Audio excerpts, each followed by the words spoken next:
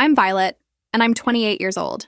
5 minutes ago, I was handcuffed in front of a dozen news cameras while my mother told reporters that criminals don't deserve inheritance. 3 minutes ago, my father called me a disappointment to anyone within microphone range. Right now, I'm sitting in the back of a police car, watching my parents give interviews about my inevitable downfall. Where are you watching from today? Drop your location in the comments below and hit that like and subscribe button if you've ever felt betrayed by the people who were supposed to love you most. You'll definitely want to stick around for what happened next. The charges are fraud, embezzlement, and abuse of corporate power. According to the federal agents who just arrested me, I've been systematically stealing from Sterling Industries, my grandfather's company, the company I was supposed to inherit the largest share of when he died 3 months ago. My hands are zip-tied behind my back, and I can hear my mother's voice carrying across the parking lot of my downtown office building. "We knew this day would come," she's saying to Channel 7 News. "Violet has always been reckless with money. When my father-in-law left her those shares, we tried to warn him, but he wouldn't listen. That's rich. Coming from a woman who spent $30,000 on a handbag last month. But I'll get to that later. The evidence against me is supposedly overwhelming. Bank transfers, forged documents, digital signatures authorizing payments to shell companies I've never heard of. The FBI agent sitting next to me keeps glancing back like I might spontaneously confess. But honestly, I'm too busy trying not to laugh at the absurdity of it all. See, here's what nobody knows yet. Except maybe Arthur, my grandfather's longtime lawyer, who's probably the only person on Earth who understands how our family really works. My parents didn't just want my inheritance, they needed it. Desperately. And when legitimate methods failed, they got creative. But there's something they don't know about Arthur. Something they definitely don't know about the security systems grandfather installed in the company building before he died. And something they really don't know about how thoroughly he documented every single person who had access to the corporate accounts. As we pull away from the building, I catch a glimpse of my parents in the rearview mirror, still performing for the cameras. They look relieved, vindicated. Like justice has finally been served. They have no idea what's coming. Federal detention isn't exactly the Ritz, but it's not as terrible as the movies make it look either. Orange isn't my color. I look better in blues and greens, but the jumpsuit fits, and I have to admit there's something liberating about not having to choose an outfit that says, responsible corporate heiress every morning. My cellmate is a woman named Carmen who got caught running a sophisticated credit card scam. She's actually pretty brilliant, and we've been trading stories about white-collar crime all morning. Well, she's been telling me about actual crimes she committed. I've been telling her about the crimes I supposedly committed. "So your own parents set you up?" Carmen asks, sitting cross-legged on her narrow bunk. "That's cold, even for family. Trust me, I'm as surprised as you are. I always knew they resented grandfather's will, but I figured they'd try to challenge it legally, not frame me for federal crimes. Let me back up and explain how we got here, because this story starts with my grandfather's death and a will reading that shocked everyone, including me. 3 months ago, Grandfather Sterling passed away at 89. He'd been sick for months, but he was lucid until the end, sharp as ever. The family gathered for the will reading, expecting the predictable outcome. Dad would inherit the company, Mom would get the house in the Hamptons, and I'd maybe get a trust fund and some sentimental jewelry. Instead, I inherited 60% of Sterling Industries' voting shares. Dad got 20%. Mom got 10%. Various cousins and aunts split the remaining 10%. But the real kicker? I wasn't just the majority shareholder. The will specifically stated that all major corporate decisions had to go through me. You should have seen my parents' faces. Dad went pale, then red, then a color that doesn't exist in nature. Mom just stared at the lawyer like he'd told her the earth was flat. The silence in that mahogany-paneled office was deafening. "There must be a mistake," Dad finally said. "Violet is 28 years old. She has no experience running a company." Arthur, grandfather's lawyer for 40 years, adjusted his glasses and smiled that patient smile he perfected dealing with difficult family members. Mr. Sterling was very specific about his wishes. He felt Violet demonstrated the vision and ethical standards necessary to lead the company into the future. That's when Mom found her voice. "This is ridiculous. A girl her age can't possibly understand the complexities of a business this size." A girl her age. I have an MBA from Wharton and had been working in the company's strategic planning department for 3 years, but sure, I was just a girl. The thing is, Grandfather and I had been close. Really close. While Dad was playing golf and Mom was redecorating their house for the 4th time, I spent weekends with Grandfather talking about the company, about business philosophy, about what Sterling Industries could become. He saw something in me that my parents never bothered to look for. But sitting here in this detention cell, I'm starting to understand that inheriting the company wasn't just about Grandfather's faith in me. It was about his lack of faith in his own son. Carmen interrupts my thoughts. So what's your next move? You got a lawyer? Arthur is handling it. If anyone can untangle this mess, it's him. What I don't tell Carmen is that Arthur isn't just handling it. He's probably already 3 steps ahead of whatever scheme my parents cooked up. Grandfather always said Arthur had the best legal mind he'd ever encountered. More importantly, Arthur loved Grandfather like a father and would do anything to protect his legacy, including protecting me. The guard announces evening recreation time, but I stay in my cell. I need to think. My parents had access to the company building, knowledge of the systems, and 3 months to plan this. But they also made one crucial mistake. They assumed I'd be too shocked and overwhelmed to fight back effectively. They assumed Arthur would abandon me to save his own reputation. And they definitely assumed that Grandfather hadn't prepared for exactly this kind of betrayal. Tomorrow is day 3 of my 5-day nightmare. But I'm starting to suspect it might also be the beginning of theirs. Day 5 in federal detention. And I'm oddly calm. Carmen noticed it too. Most people get more nervous as they get closer to trial, she says, watching me fold my regulation blanket with unnecessary precision. You're acting like someone who knows something good is about to happen. Maybe I am, I tell her. And for the first time since this nightmare started, I actually smile. My parents visited yesterday, their first and only visit. They sat across from me in the sterile visiting room, trying to look concerned for any guards who might be watching, but I could see the satisfaction in their eyes. Finally, they had what they wanted. The company was theirs. My shares were frozen pending the criminal investigation, and I was safely tucked away where I couldn't interfere. We're so sorry this happened, Mom said, loud enough for the guard to hear. We tried to guide you, but you wouldn't listen. Dad leaned forward, dropping his voice. If you cooperate, maybe we can work out some kind of plea deal. Reduced sentence, a little money when you get out. The audacity was breathtaking. They were offering me a consolation prize for letting them steal my inheritance. I appreciate the offer, I said, matching his quiet tone, but I think I'll wait to see what Arthur discovers in his investigation. That's when their masks slipped. Just for a second, but long enough for me to see the fear underneath. They knew Arthur was looking into the charges. They just assumed he wouldn't find anything that could help me. Poor, naive parents. They had no idea what Arthur was capable of when properly motivated. This morning, my lawyer, a public defender named Martinez who clearly drew the short straw when my case was assigned, came to tell me about Arthur's findings. I've never seen a public defender look so confused and excited at the same time. I don't understand how this happened so fast, Martinez said, spreading documents across the metal table between us. Usually it takes weeks to get this kind of digital forensic analysis. Arthur had called in every favor from his 40-year legal career. The preliminary findings were interesting. The supposed evidence against me had several problems. Digital signatures made from IP addresses I'd never accessed. Bank transfers authorized during times when security cameras showed I was in meetings on the other side of the building. Email communications sent from devices that weren't linked to any of my accounts. But the most damaging evidence for my parents? The investigation had uncovered a pattern of suspicious activity that predated my supposed crimes by months. Someone had been testing the corporate security systems, making small, unauthorized transfers, and practicing the exact techniques used in the larger fraud. Someone with legitimate access to the building, someone who knew the systems intimately, someone who had a key and an access code. Your grandfather's lawyer wants to meet with federal prosecutors this afternoon, Martinez continued. Apparently, he has security footage that's going to change the entire narrative of the case. I bet he does. Grandfather was paranoid about corporate security, especially after a competitor tried to steal proprietary information 5 years ago. He installed cameras everywhere, hallways, offices, parking garages, even the executive bathroom, which I discovered the hard way. If my parents spent months planning this frame job, every step was probably recorded. Carmen looks up from her book when I start laughing. Not bitter, angry laughter, but genuine amusement. Good news? She asks. The best, I tell her. My parents are about to discover that Grandfather Sterling didn't build a company empire by trusting people. He built it by documenting everything. Tonight is my last night in here.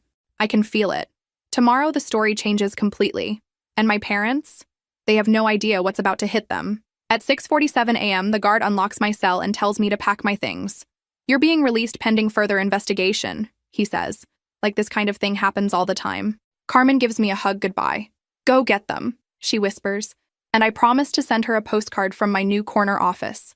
Arthur is waiting in the lobby when I'm processed out, and the smile on his 68-year-old face tells me everything I need to know. He hands me a fresh suit, navy blue, perfectly tailored, the the kind of outfit you wear when you're about to destroy your enemies in public. How bad is it for them? I ask as we walk toward his car. Catastrophic, he says, and actually chuckles. Your grandfather would be so proud. The drive to the federal building takes 20 minutes, but Arthur fills me in on everything during those 20 minutes. The evidence against me didn't just collapse, it imploded.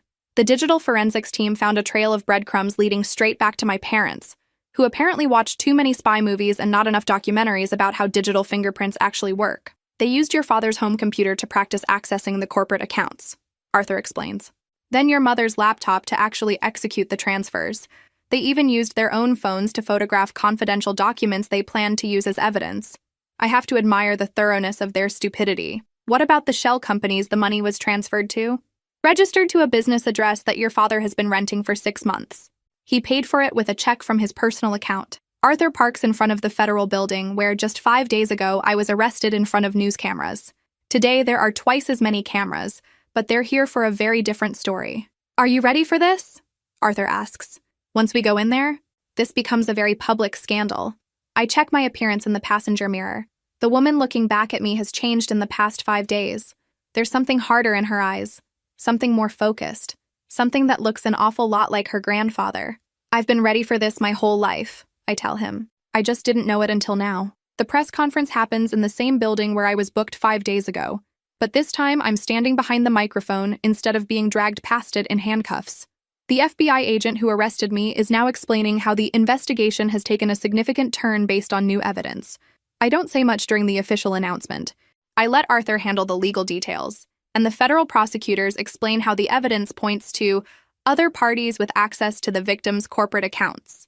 But when the reporters start shouting questions, I step forward. I want to be clear about something, I say, looking directly into the Channel 7 news camera. This wasn't just fraud. This was an orchestrated attempt to steal a company my grandfather built over 60 years. An attempt by people who valued money more than family, more than ethics, more than the truth. A reporter shouts, "Are you referring to your own parents?" I'm referring to people who thought they could destroy me to get what they wanted. People who assumed I was too weak or too naive to fight back. I pause, thinking about my parents watching this unfold on television. They were wrong. Arthur touches my elbow, our signal that it's time to go. But as we walk away from the microphones, I hear my phone buzzing with notifications. Texts, voicemails, missed calls. The first text is from Dad. "We need to talk. This is all a misunderstanding." The second is from Mom. "Please don't do anything rash. We're still family." I show Arthur the messages and he shakes his head. They still don't understand the situation they're in. As we drive away from the federal building, Arthur hands me a thick folder. "Your grandfather left specific instructions about what to do if family members ever tried to betray the company. He never thought it would be his own son, but he prepared for every possibility." I open the folder and see documents that make my morning press conference look like a gentle warm-up. Contracts, bylaws, financial records, and a letter in my grandfather's handwriting that starts with, "If you're reading this, then someone has tried to destroy everything I built, and they've made the mistake of targeting you instead of me."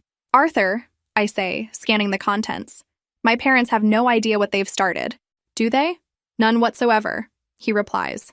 "And by the time they figure it out, it'll be far too late. The real battle is just beginning." My parents are waiting in my apartment parking lot when Arthur drops me off. They're sitting in Dad's Mercedes, probably arguing about whose fault this is and how to minimize the damage.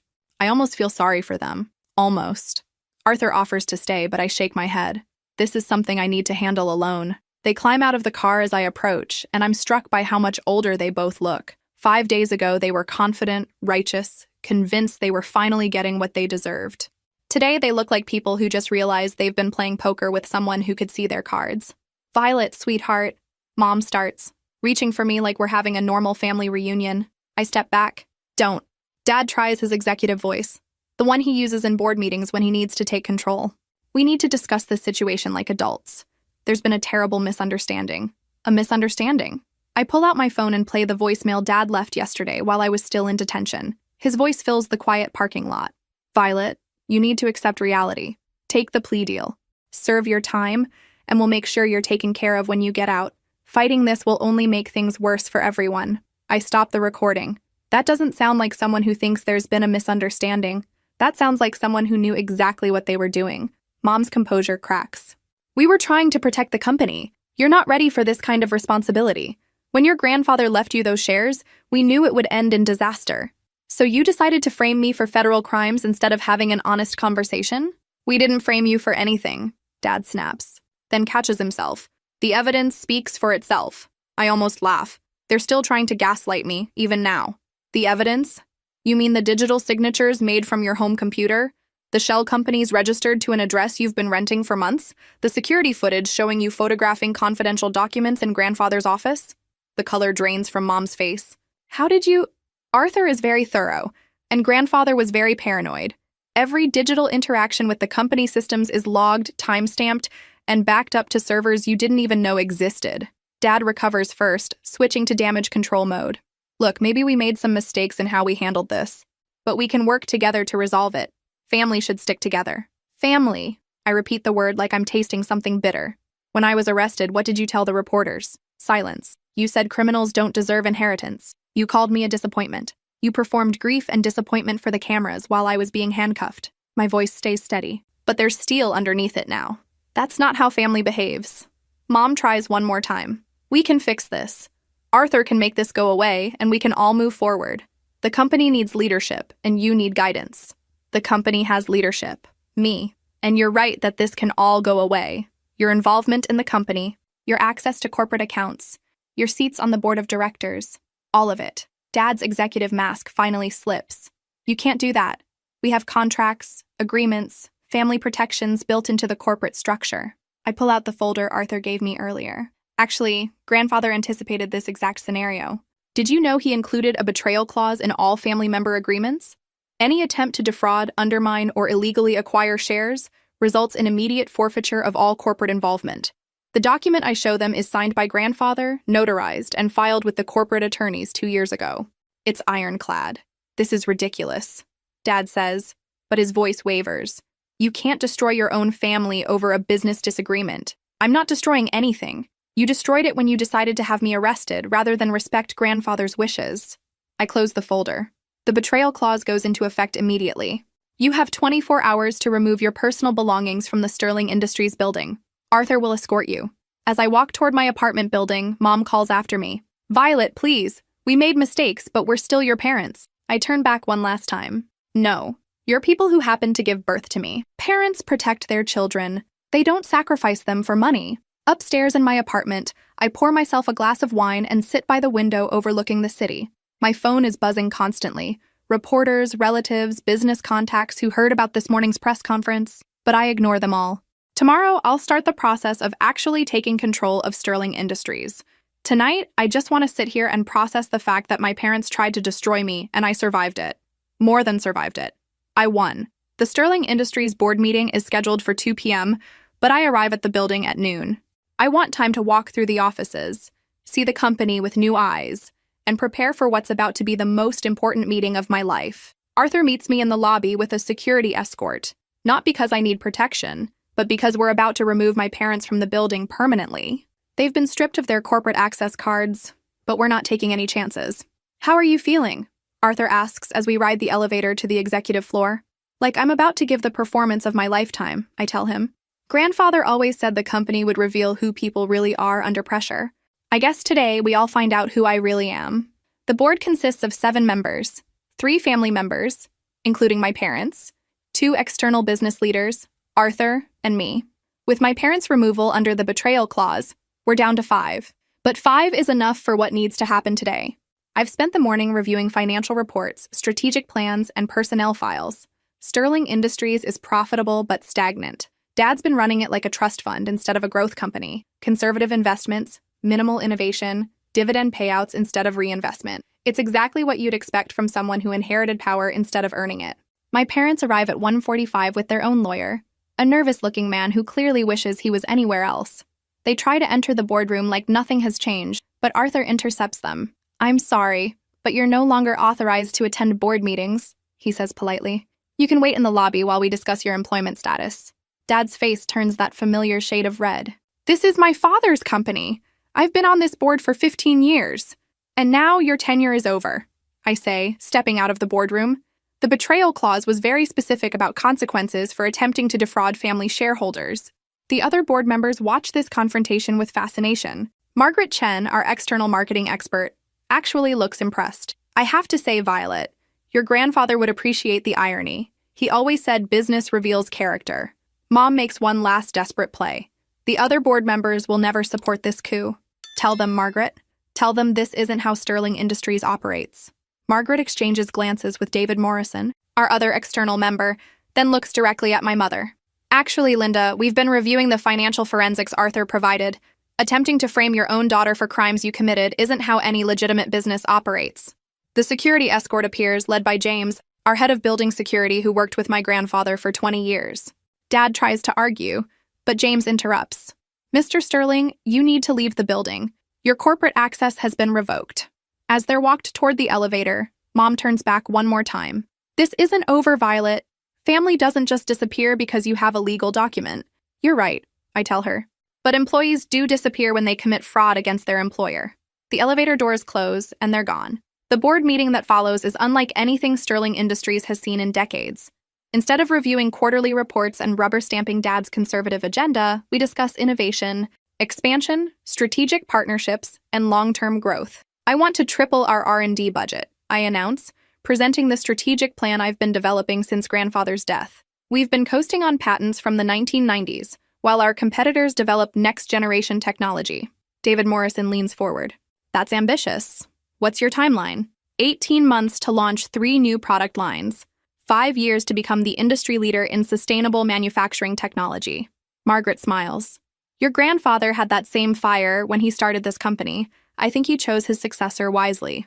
Arthur presents the final piece of paperwork. My official appointment as CEO of Sterling Industries, effective immediately. The vote is unanimous. As the meeting concludes, Margaret approaches me. You know this won't be easy. Your parents will likely challenge everything through the courts. Let them, I say, looking out the boardroom window at the city where my grandfather built his empire. They had their chance to run this company with honor. Now it's my turn. That evening I sit in what used to be Dad's office, now my office, reviewing the personnel files of 847 Sterling Industries employees. These people trusted my parents to lead responsibly. They deserved better than conservative mediocrity and financial games. Tomorrow, I start the real work of transforming this company. But tonight, I allow myself one moment of satisfaction. My parents thought they could eliminate me and steal everything grandfather built. Instead, they handed me the keys to an empire. Have you ever experienced a moment when everything you thought you knew about your family turned out to be wrong? Leave your thoughts in the comments below. 3 weeks into my tenure as CEO of Sterling Industries, and I'm starting to understand why my parents were so desperate to keep control. The company wasn't just stagnating under Dad's leadership. It was hemorrhaging money in ways that would make a forensic accountant weep. I'm sitting in my new corner office at 7 a.m., reviewing financial records that Arthur tactfully described as concerning. Apparently, while I was building my career and respecting family hierarchy, Dad was treating Sterling Industries like his personal piggy bank. Unauthorized bonuses, inflated expense accounts, and consulting fees paid to companies that don't seem to actually exist. Mom wasn't innocent either.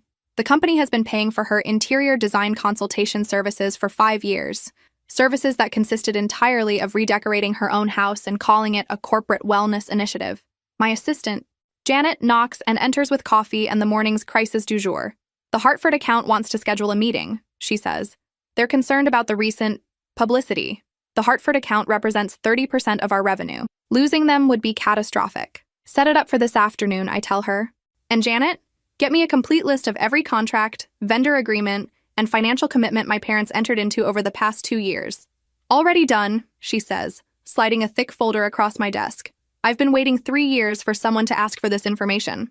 Janet has been with Sterling Industries for 15 years. She knows where every financial body is buried, and apparently she's been documenting everything with the patience of someone who knew this day would come. The Hartford meeting goes better than expected. Richard Hartford, a silver-haired man who built his own empire from nothing, sits across from me in our conference room and cuts straight to the point. I knew your grandfather well, he says. He was a man of integrity. Your father is not.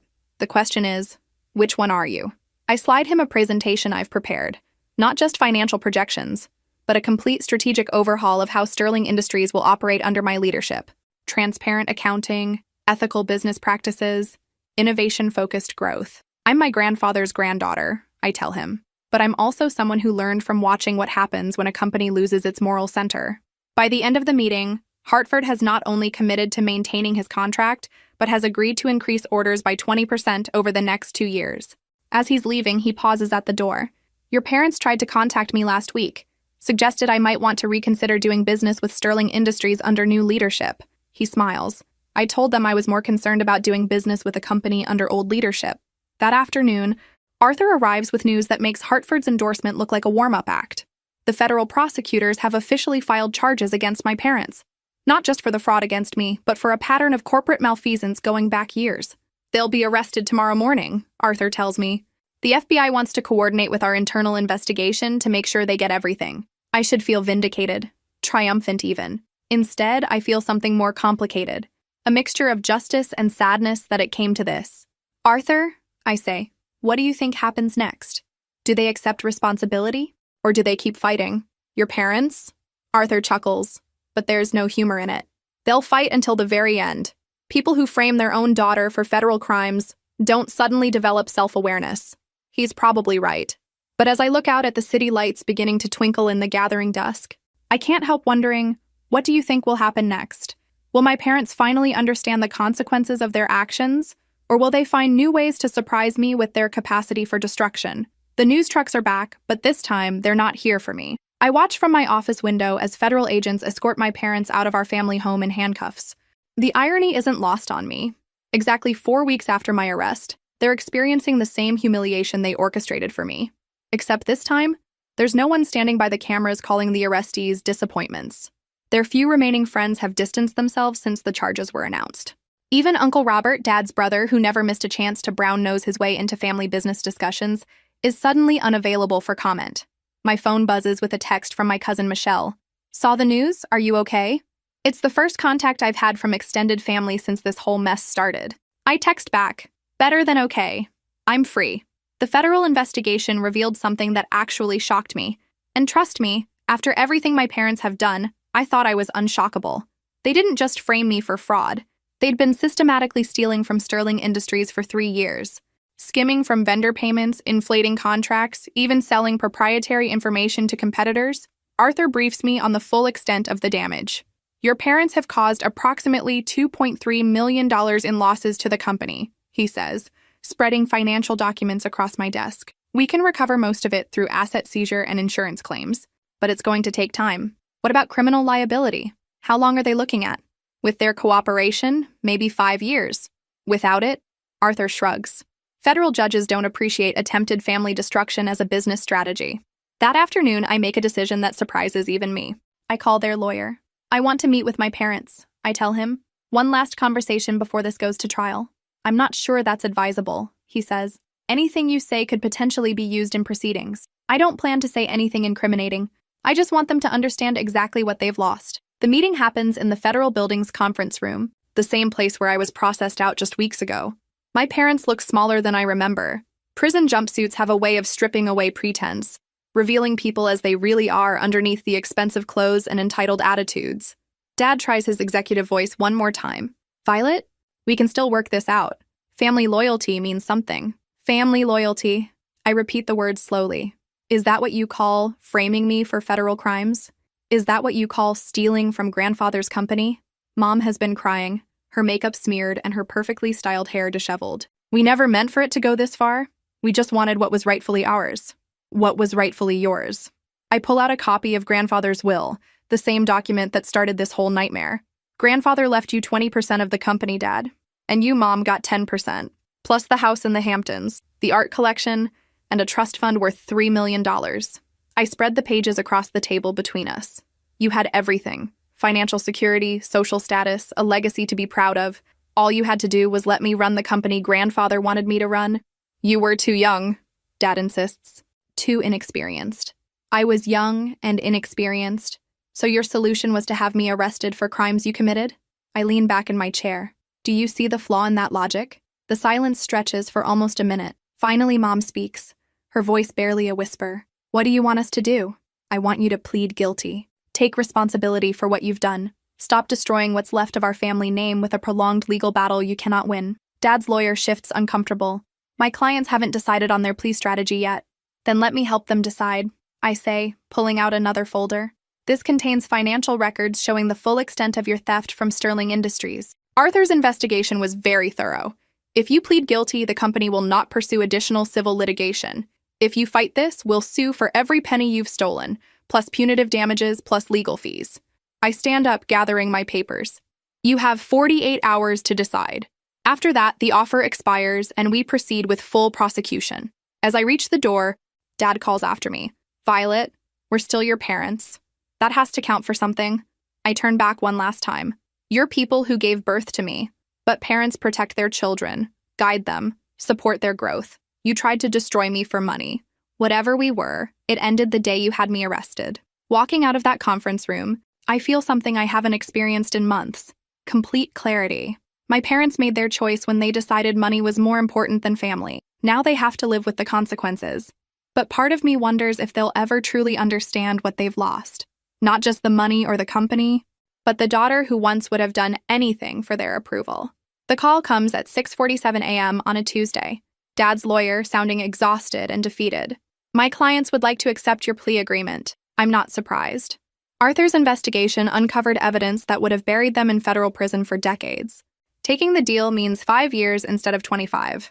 Restitution instead of complete financial ruin. I'll have Arthur draw up the paperwork, I tell him. What I don't tell him is that I spent most of last night staring at the ceiling, wondering if I'd become the kind of person who destroys family members without a second thought. Then I remembered sitting in that detention cell, listening to my parents tell reporters I was a disappointment, and the wondering stopped. The plea hearing happens on a Thursday. I attend, sitting in the gallery behind the prosecutor's table, watching my parents formally admit to conspiracy, fraud, and embezzlement.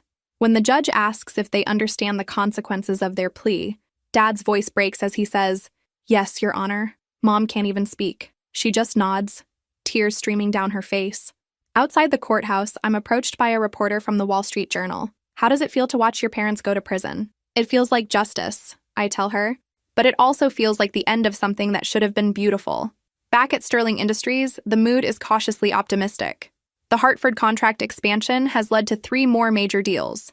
Our stock price has recovered, and then some. The board is talking about expansion, innovation, the kind of growth grandfather always dreamed about. But the real transformation is in the company culture.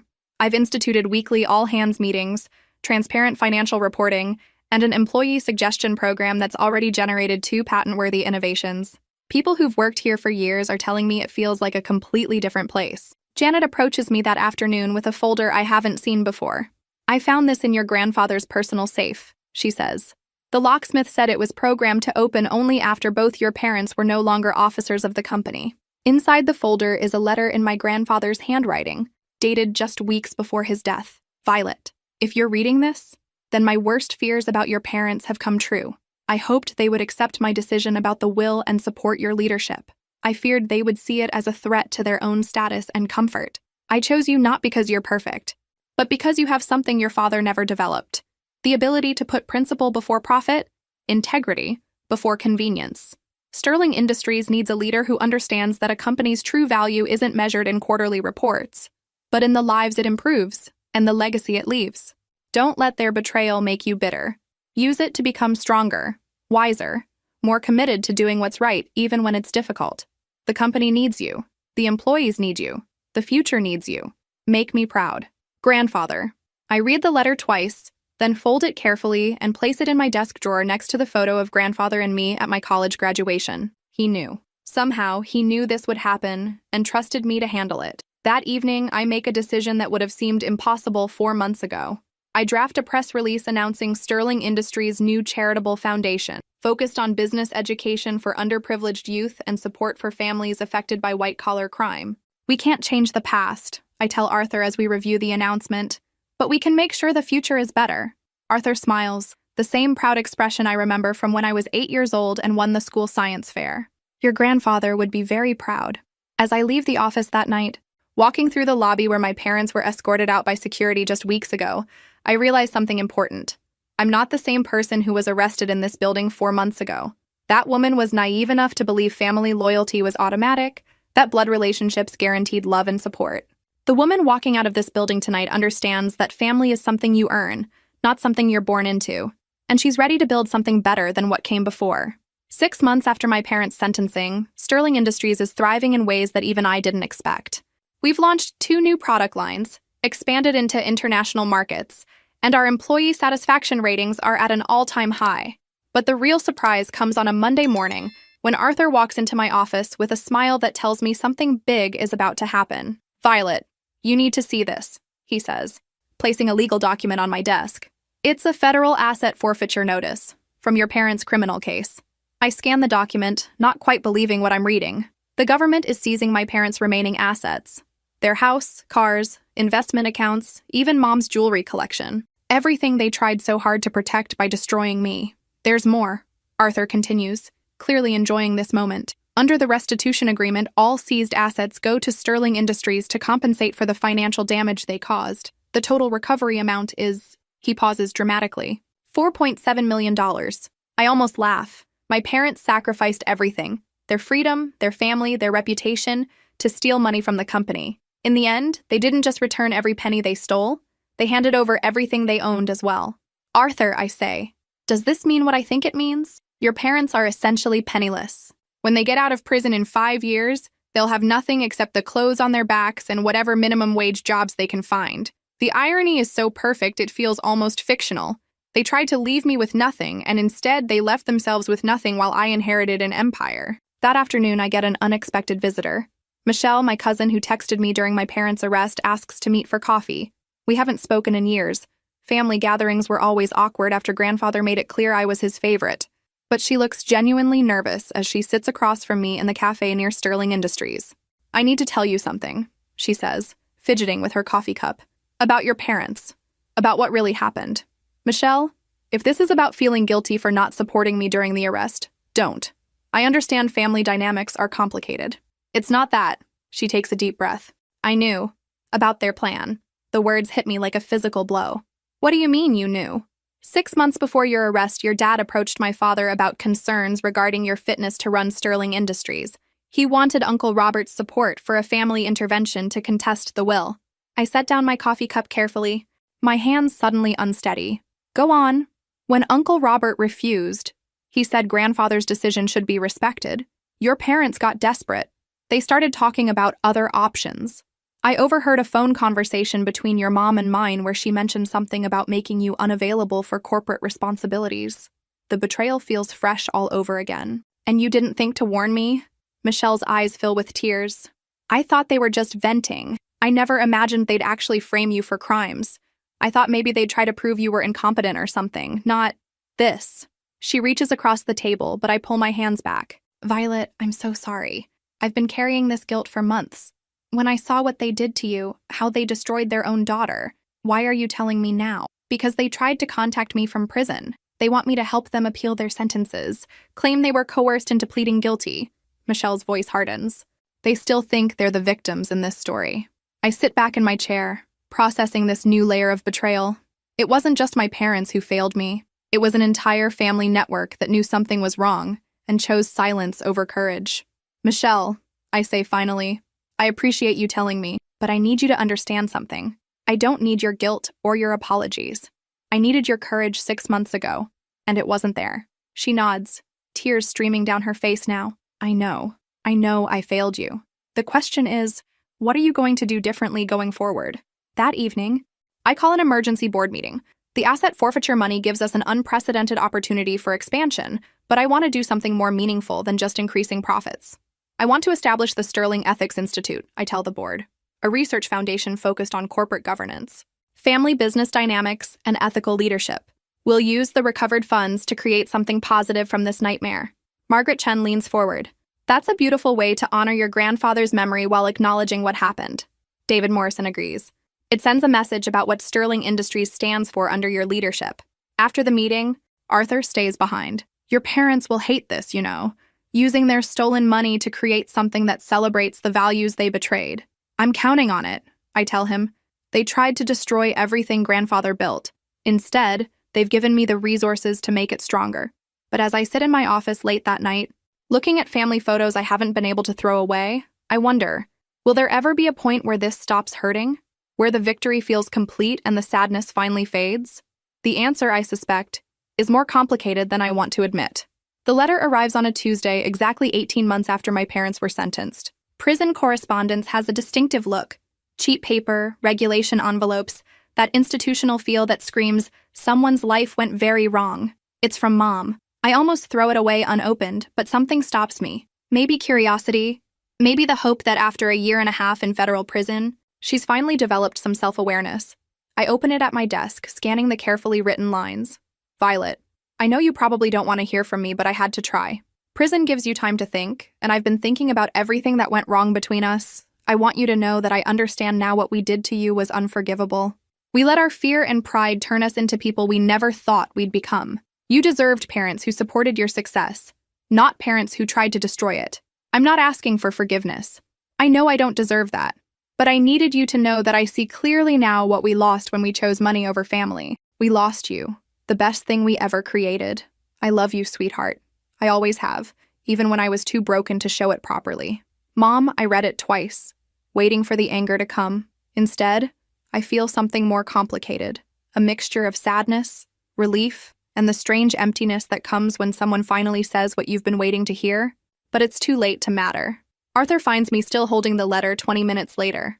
Bad news? He asks, noticing my expression. Complicated news, I tell him, passing the letter over. What do you make of this? He reads it carefully, his lawyer's mind automatically analyzing every word. It seems genuine. Prison has a way of clarifying priorities for people. The question is, what do I do with it? That depends. Do you want closure, or do you want to maintain your boundaries? It's a good question. For the past 18 months, I've been building a new version of myself. Stronger, more independent, less willing to accept emotional manipulation. Engaging with my parents, even in letter form, feels like a step backward.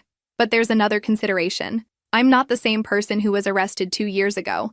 I've proven I can stand up to betrayal, build something meaningful from destruction, and protect myself from people who wish me harm. Maybe I'm strong enough now to engage with my parents without losing myself. That evening, I draft a response. Mom, I received your letter. I appreciate your honesty about what you did and why you did it. You're right that what you and Dad did was unforgivable. You didn't just betray me. You tried to destroy my life to steal something that wasn't yours. The fact that you understand this now doesn't undo the damage. However, I've learned something important over the past 2 years. Holding on to anger hurts me more than it hurts you. I'm not writing to forgive you or to rebuild our relationship. I'm writing to tell you that I've moved beyond what you did to me. Sterling Industries is thriving. The employees you and Dad treated as expendable resources are now partners in building something meaningful.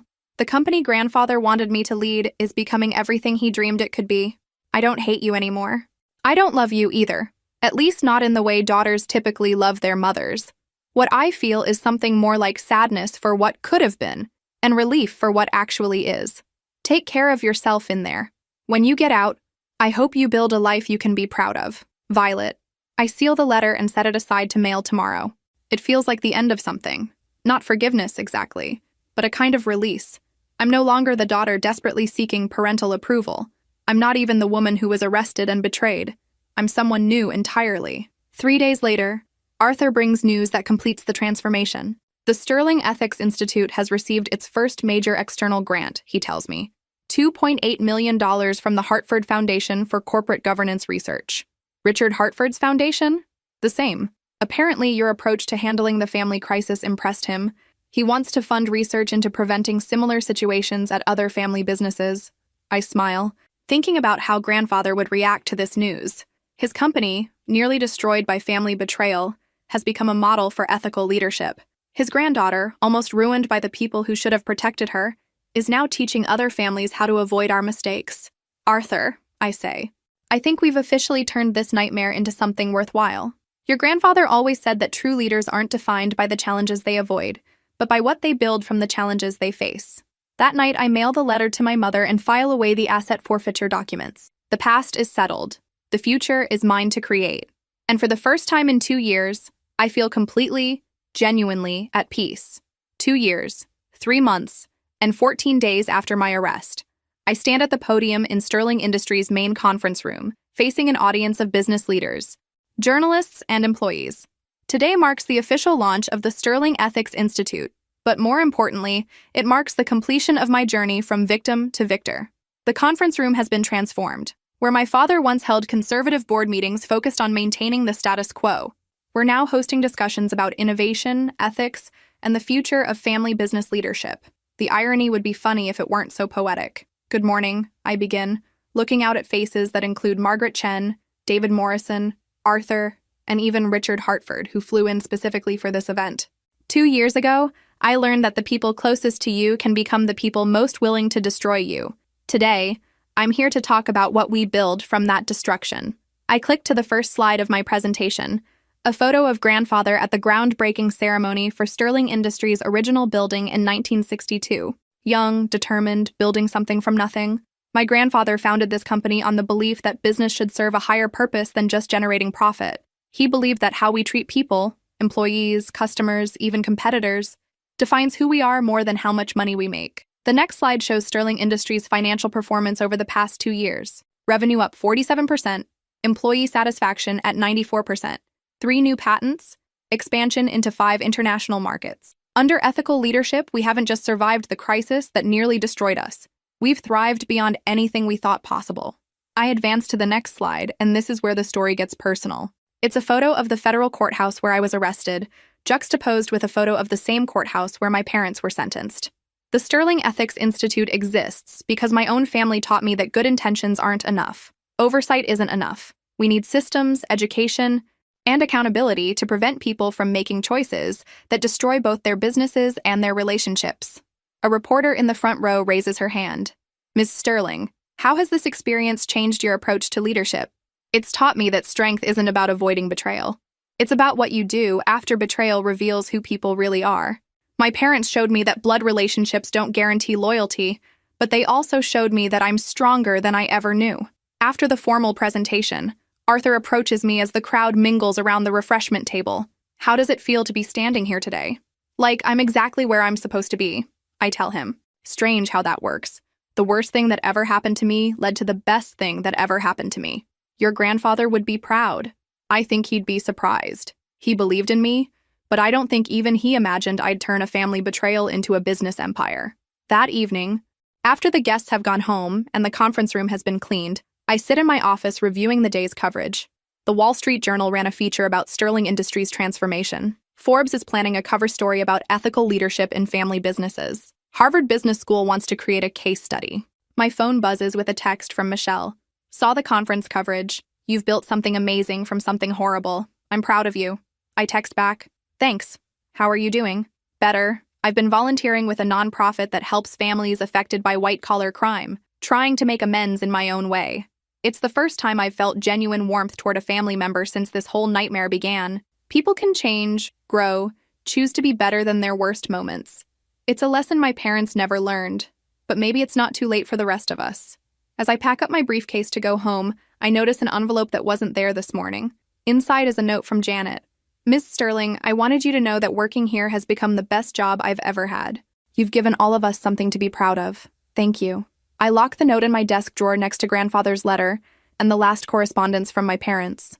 Physical reminders of where I came from and where I've gone. Walking out of the building tonight, I think about the woman who was arrested here 2 years ago. Scared, betrayed, unsure if she was strong enough to fight back. She had no idea she was about to discover a strength she didn't know she possessed. My parents tried to bury me alive. Instead, they planted me. And look what grew.